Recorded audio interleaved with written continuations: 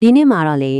ဘိုးရအစုံမအထက်ကအရန်ကိုအရေးကြီးတဲ့ကျင့်ဝတ်ဆိုင်ရာမိခွန်းတစ်ခုကိုကျန်းကန်နေနဲ့တကွဒီချာလေးလေးလာကြည့်ကြရအောင်ပါကဲဒီနေ့စပြီးမေကွန်းကတော့ရိုးရိုးလေးနဲ့တကယ်နဲ့တယ်အဲ့ဒါကဘာလဲဆိုတော့သူတို့ဘာရဲ့အိမ်နောက်ရေကိုဖျက်ဆီးမိရင်ဘာအကျိုးဆက်တွေဖြစ်လာမလဲဆိုတာပါပဲဒါကလေဘုရားဘာသာမှာလုံးဝပေါ့ဆက်သဘောထားလို့မရတဲ့ကိစ္စကြီးတစ်ခုပါ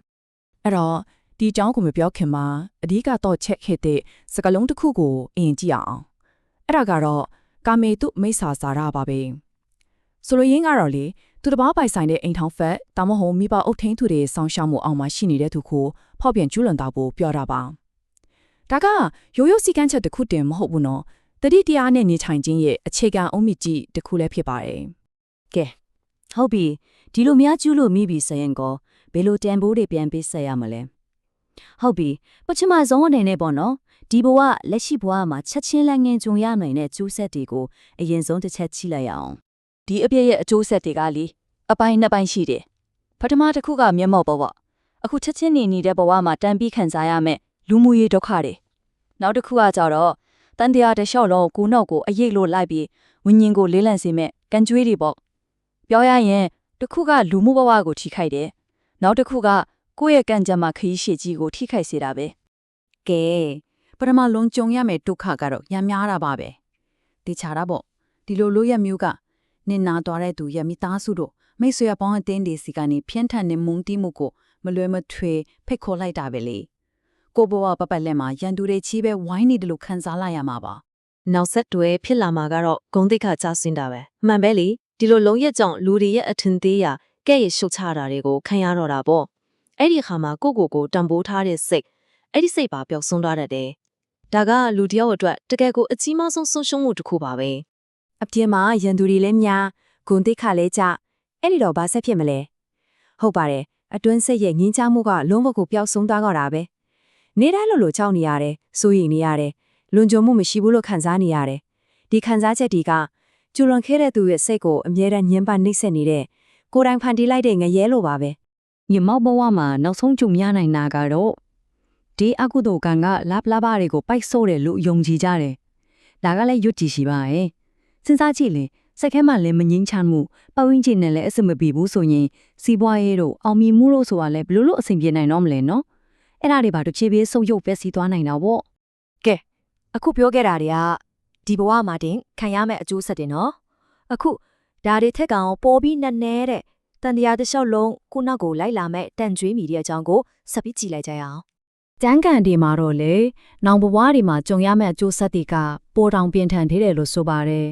ဥပမာအပြစ်အယမ်းကြီးရင်လောဟကွန်ပီငရဲမှာတောင်ချက်ကန်ရနိုင်တယ်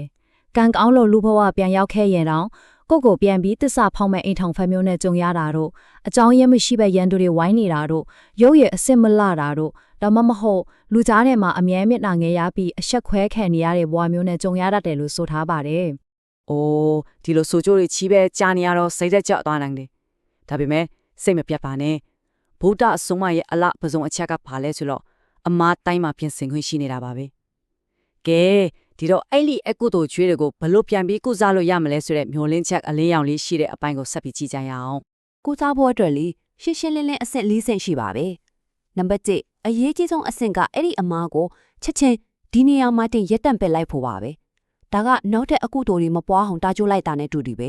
ဟုတ်ပြီနံပါတ်2ကတော့ကို့အမားကိုရောရောသားသားဝန်ခံမယ်ပြီးတော့ဖျားစင်ကိုတက်တည်ထားပြီးနောက်ပေတော့မှဒီအမားမျိုးမလုပ်တော့ပါဘူးလို့စိတ်ထဲမှာအခိုင်အမာဆုံးဖြတ်ချက်ချရပါမယ်နံပါတ်3ငါးပါးဒီလောက်ကိုပြန်ပြီးခံယူစောင့်တည်ပ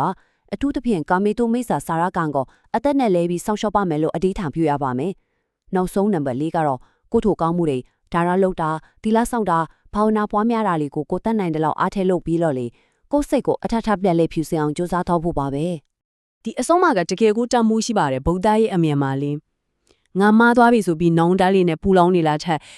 ်ငါနောက်ပရောမှာဒီလိုမမားစရာဘူးဆိုရဲရှေ့ဆက်မဲ့တတိတရားနဲ့စောင့်စည်းမှုကအစာပေါင်းများစွာပို့ပြီးအစွမ်းထပ်ပါတယ်။ဘာလို့လဲဆိုတော့နောင်တဆိုလာကအတိတ်မှာပဲကိုပိတ်မိနေစေတယ်။စောင့်စည်းမှုကတော့အနာဂတ်အတွက်လမ်းတစ်ကိုချက်ချင်းဖောက်ပေးနိုင်လို့ပါပဲ။ကဲဒီတော့ဒီအဆုံးမတဲ့ရောက်လုံးရဲ့အနှစ်ချုပ်ကိုထင်ထင်ရှားရှားမြင်သွားစေမယ့်ဥပမာလေးတစ်ခုနဲ့ညီကုန်းချုပ်လိုက်ကြရအောင်။ဒါကတော့တရားမဝင်တဲ့တာယာမှုရဲ့တကယ်တဘောတဘာဝအမှန်ပါပဲ။ဒီလိုဖောက်ပြန်မှုကိုလေ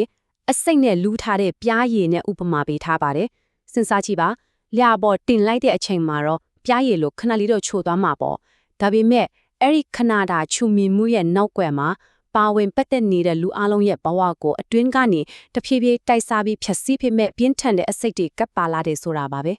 ဆိုတော့ဒီနေ့ကျွန်တော်တို့လေးလာခဲ့ရတဲ့ကနေအဓိကမှတ်သားထားမှာကတော့ကာမေတုမိဆာဆာကန်ဟာဒီဘဝရောနောင်တန္တရာမှာပါအရင်ကြီးမားတဲ့အကျိုးဆက်တွေပေးနိုင်နေဒါပေမဲ့အရေးကြီးတာကပြင်ဆင်ကူးစားဖို့လမ်းကအမြဲတမ်းဖွင့်ထားတဲ့ဆိုတာပါပဲတကယ်စစ်မှန်ပြီးတည်တံ့နေပျော်ရွှင်မှုကိုတိဆောက်ချင်နေဆိုရင်ခဏတာတာယာမှုဆိုတဲ့တဲတဲမြောက်ကုန်တာမဟုတ်ဘဲကွန်တိခါနဲ့တည်ငြိမ်မှုဆိုတဲ့ခိုင်မာတဲ့အုံမီပေါ်မှာပဲတိဆောက်နေတဲ့ဆိုတဲ့ချက်ကိုအားလုံးပဲသဘောပေါက်နားလည်နိုင်မယ်လို့မျှော်လင့်ပါတယ်